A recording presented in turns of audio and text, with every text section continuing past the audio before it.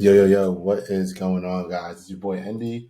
Back at you guys with another video lesson. Now, it's been a little while since I put up a video, and the main reason for that was last month, the month of not last month, but the month of August. I didn't have any monthly recap because I didn't really have anything to talk about. August was, typically was just slower action.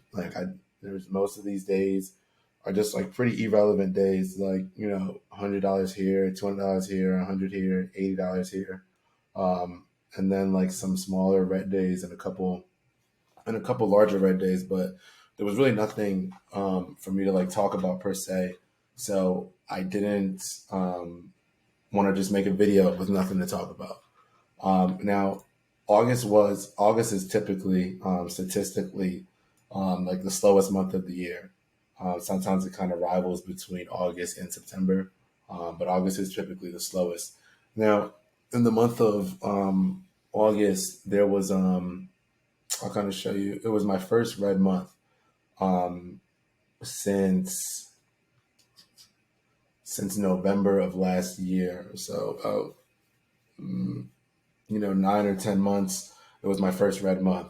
Now it wasn't a significant red month. You can see I lost $2,400 net, so not a big deal on the grand scheme of things. Especially when I'm already up six figures on the year. So I'll kind of get into. I'll kind of just gloss. I mean, it's not really much to talk about there. So I just kind of talk about September and then what I think about the market moving forward. Um, cool. Now in September there was really one play um, that I played, and most of my money came from this play. Let me actually show you.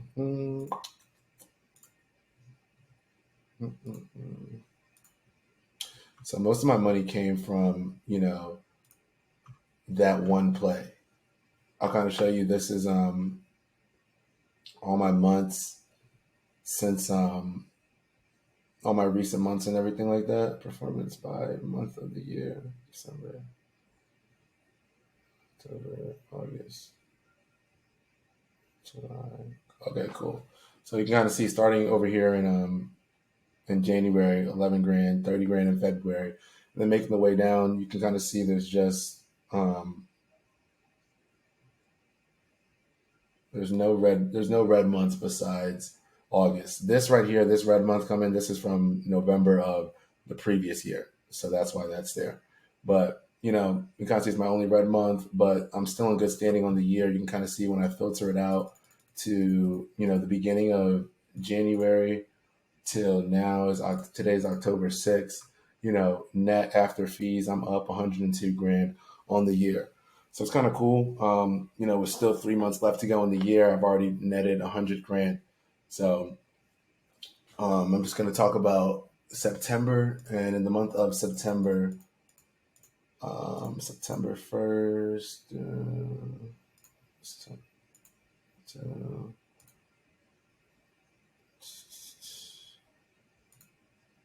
September 30th.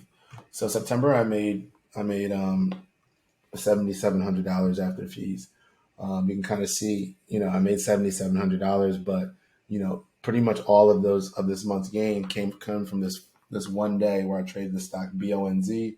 I made $6,700 on it, which just kind of shows you like kind of back to my philosophy that you don't need to be nailing things every single day. It's like you can have that one play, especially once you've built yourself up. It's like a decent sized account. One play can make your entire month, So, $7,700 in one of the slowest months of the year of September, I'm fine with that month. You can kind of see, I'll just get into some of the stats. On average, I made $961 a day, but, most of these days I didn't even trade. Like all this is blank. These 2 days are blank. These 2 days are blank. And then 1, 2 here, blank here. And then the last 3 days of the month, I didn't trade either. So this is probably the least amount of days I've ever traded in a month. But it averages out to every single day that I traded, I averaged out to $961 after fees.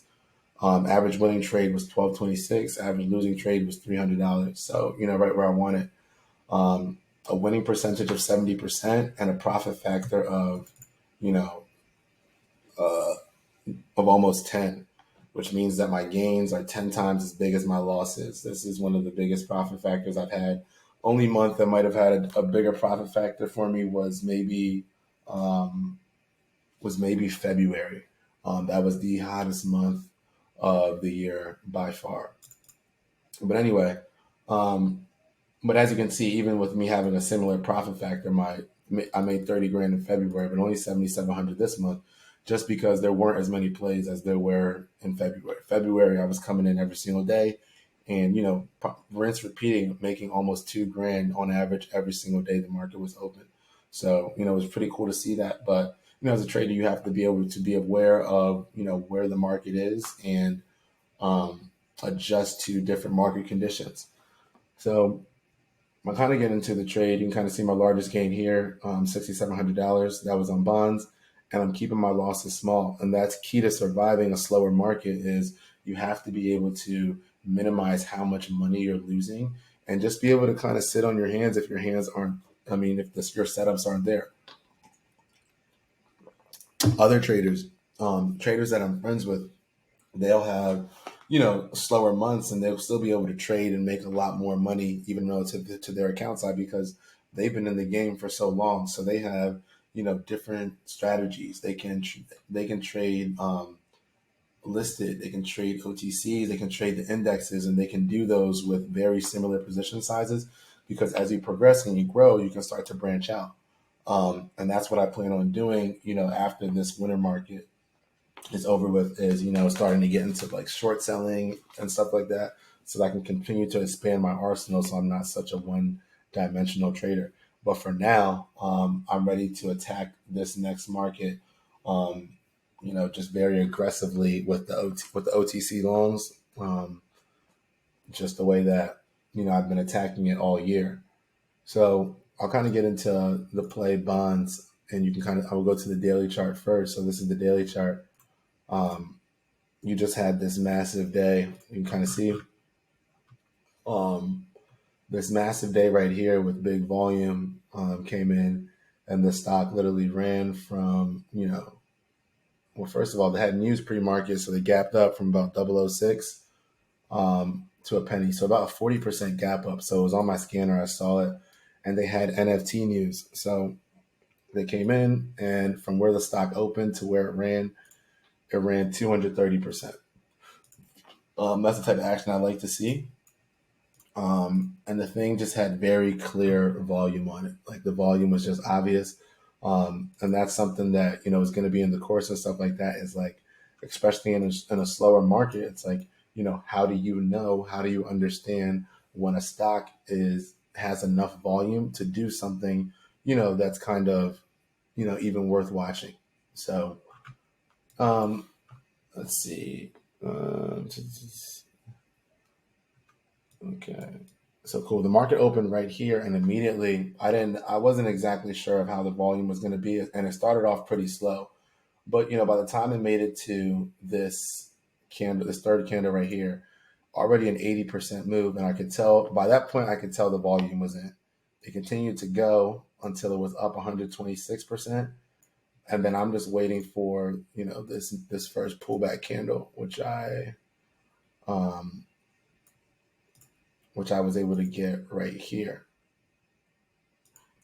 So as soon as this next green candle right here started uptrending, I took a buy on this candle and sold into the move. And you can kind of see from where I bought right around here, um, about a 36% gain. I'll show you my executions on the. Show you in a second.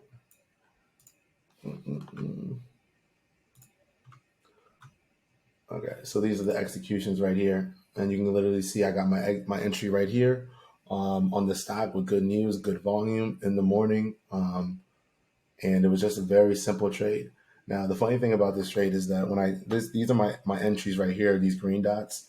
When I got filled on the trade, um, I wanted to sell when I was up like 3 to 4 grand on the trade. but I was having like broker issues and it wasn't letting me sell. It said I had a large position size relative to the quantity, relative to the average volume that the stock was trading. So it wasn't trying to let me sell my position. But then I was kind of freaking out, panicking. I'm like, if this thing reverses on me and goes red and I lose money when I'm already up 3-4 grand, I'm gonna be kind of pissed. But it ended up working out because I ended up being able to sell it for $6,700 because the stock just kept going. And keep in mind, this was a B setup, but I wasn't. And you can kind of see, like, for the rest of the day, the stock just fades. After it makes that high, it just kind of fades all the way back down. And for the rest of the day, I mean, when I and you kind of think about it, like I bought at 9:35 a.m. on this candle, and I sold at 9:37 a.m. on this candle, which just kind of shows you like what the potential is in penny stocks. Like, you know, that's an $18,000 position. I got a 36% gain on it, $6,700. Keep in mind, $18,000 isn't even half of my full size. So, when the market heats up and I start seeing more plays like this and everything like that, and quite frankly, way better plays. Imagine when I'm throwing, 40, 50 grand, at these setups. 36, what is that? On, let's say, a $40,000 position, if I was to make 36%, that's $14,400 in the matter of 2 minutes. So it just kind of shows you the potential in the market and how you just got to wait for those setups to show, and then you capitalize on them.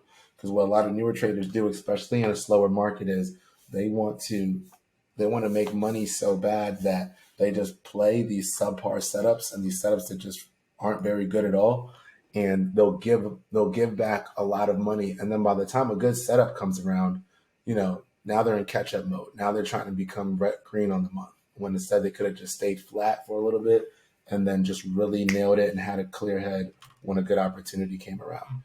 Because it's one thing to lose.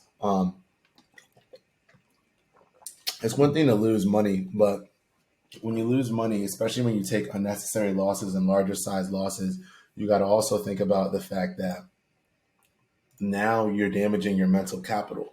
Now, when a setup comes around, maybe you're not going to be as confident as you are to nail that play. You know what I mean? Maybe you're going to be now you're going to be too early to sell. Now you're going to be too late to get in because you lost some confidence and everything like that, and now you're missing fills. You're just doing all types of stuff that are not necessary and not worth getting by making a bad setup. So anyway, that's really it for that month. Was the month of that was the month of September. So August I lost 2,400. September I made 7,700, and I'm up a few $100s so far. This is the month of October. It's October 6th. That's the day I'm recording this. So I'm up a few $100. And I'm just going to talk about going into the latter part of the year. So statistically, the